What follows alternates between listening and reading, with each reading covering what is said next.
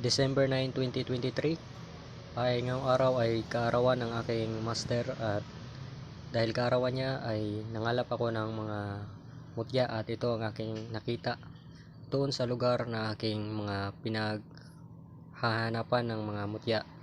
So kanina meron ako nakita, ito ay tinatawag na tamilok, o tinatawag din namin mutya ng linta na puti o lintang dagat.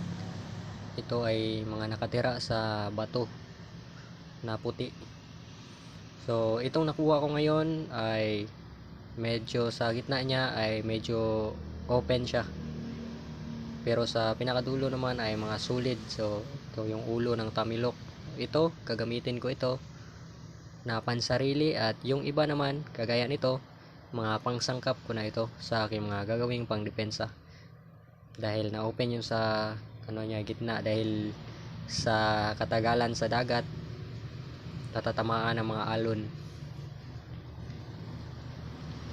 nagrarab sa mga bato-bato. So ito ulo din ito ng tamilok na maliit sa mutya. So mga good for pangsangkap na lang ito, para pamproteksyon, bibindisyonan para mas bumisa.